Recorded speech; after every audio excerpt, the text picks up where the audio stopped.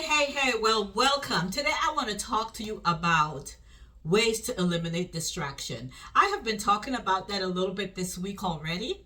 And with distraction, it is something that will derail you from your goal, derail you from your commitment, get you off track of the things that are important to you. And I found that it happens to everyone. So whether you are a leader, whether you are a coach, a mentor, whether you're a mom, whether you're a student, we all have goals, we all have commitments, whether you are retired, okay? There's things on your to-do list that you want to do, but you can easily get distracted. And so I found myself lately being distracted. A lot of it was with social media, sometimes planning unnecessary meetings or things that I need to put on my to-do list. When it pops into my head, I find myself chasing it and doing that thing. And the things that are on my calendar that are priority for the day, I find that I am not giving it priority. I'm not doing those things. And it reminded me of when this happened in 2022, where I started off the year with all these goals, all these dreams, and by the end of the year, the last quarter, I hadn't accomplished much. And so that was a time where I felt defeated. I felt frustrated. I felt like, I was not living to my full potential. But the thing about that is that whatever happens to you happens for you, because that was what prompted me to go on this journey to figuring out what I was doing wrong. That's where the Lord gave me my 10-step roadmap on how to set and achieve goals God's way, that led to me writing the book Crushing God-Sized Goals. And so to prevent myself from going down that same trap, I was ready. I was prepared this time. And so I have been just looking at, okay, I'm getting distracted. What do I need to do differently? And so I sat and came up with 10 powerful ways to eliminate distraction.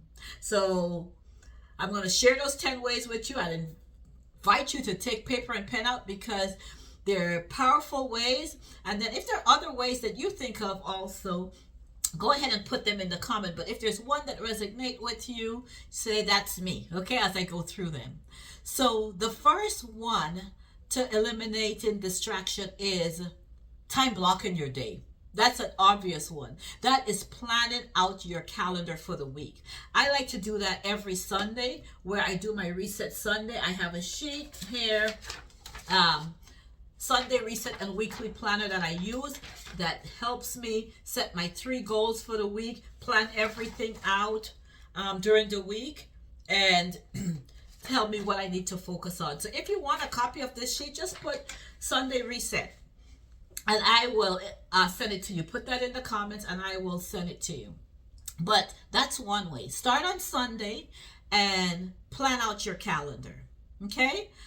Plan out your calendar of the main goals that you need to accomplish. Don't just try to wing it, but plan it in blocks of time. And as you plan the time that you need to focus on work, take breaks, meals, and even scrolling on social media. Okay, that will help you stay focused and reward you, or reward yourself, for that relaxation time. So you may say, okay, I'm going to do 15 minutes on social media in the morning, 15 minutes on my lunch break, 15 minutes in the afternoon. That way you still get to scroll on social media, but when that 15 minutes is up, you need to keep your commitment and go back to the goal and the commitment for the day. See your calendar as your boss. Treat it that way. If your boss told you to do something, you would find a way to get it done. You would make sure you give it priority. So that's the same thing with your calendar. Make your calendar your boss. Number 2 is turn off notifications.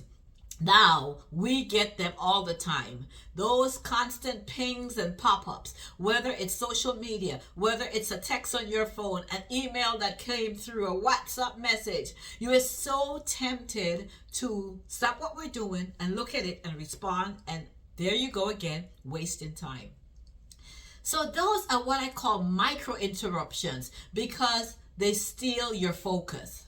So a way to handle notifications is just turn off your notifications when you're focusing on the project that's important to you. Or set your phone on do not disturb. When you're working on in deep mode, just set it on do not disturb. Some people even go so far as to just turn it off completely or deleting the distraction. Peace and progress lives on the other side of silence. So when you silence those things, you can be able to make some traction and build some progress. Number three is set clearly daily goals. Set at least 3 goals for the day. And when I posted on social media, I believe someone said, I believe it was Mr. Anthony who said that he sets 3 goals for the day. And that's a great one. If you don't know what you're aiming for, anything will pull you off course. So you want to know, what are those 3 things that I'm going to focus on today? What are my 3 must-do goals? Write them down and keep them in front of you, because clarity is going to bring focus. And focus, of course, brings results. Number 4, use what is called the Pomodoro technique. And that's where you work for a period of time, burst of just working, and then followed by a break. Some people say 25 minutes with a 5-minute break. I like to go 45 minutes at a time and then take a 15-minute break. So for that whole hour is accounted for. 45 minutes of hard, diligent work, and then 15 minutes of a break. And that keeps my mind fresh. It helps me push through resistance when I feel like, burning out. I know that, okay, I only have so many time, and then I get to take a break, because it's amazing what you could accomplish when you focus on blocks of time at a time to complete projects. Number 5. So number 5 is create a dedicated workspace. So of course, when I come to work, and I'm working on something major, I come in my office, I sit down, and this is where my workspace is, because your environment really trains your brain. If I come in my office and I sit at my desk, my brain is trained that I am supposed to be doing something productive. So have a space that's just for work, so that when you sit down, your mind know it's go time. It's time for me to work. If you work where you relax, you'll relax when you should be working.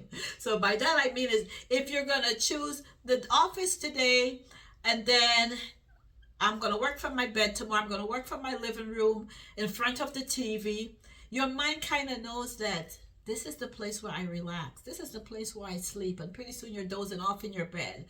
So if you work where you're relaxed, you'll relax when you should be working. So find a space, use that space for work, dedicated projects.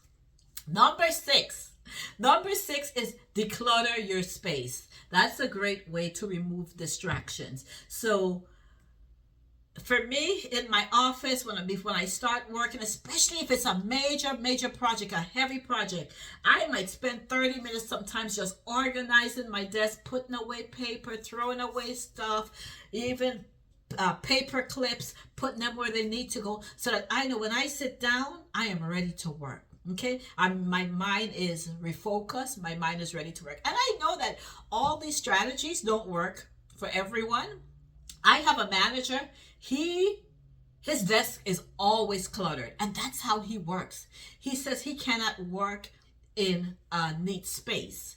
And so one time he asked me to go get something off his desk, and as cluttered as it was, he knew exactly where that piece of paper was. And he directed it to me, tell me, look in this pile, under that pile, the third paper. I mean, he knew. Some people, these strategies may not work for. For me, I feel like physical clutter means mental clutter. So I clean my workspace, file what needs to be filed, and then ditch the rest. Okay? So a clean space, I find that it creates mental room for creativity and for clarity. So that's important to me. Number seven, I touched a little bit on it before, but I want to mention it again, which is limit social media. Now, social media, yeah, it's a blessing, but it's also a major distraction. So use certain apps to make sure that your social media time is not interfering with your work time. There are certain apps I know that can block your work hours from social media so that you could focus on work, or just simply log out. Some people may even go as far as deleting an app for a day. But keep it in mind, scrolling, it steals your time, it steals your dreams, and we don't want it to steal yours. Okay, so limit your social media. Number 8 is say no. It is okay to say no, and you can say it respectfully. I say that all the time. It is okay to say no.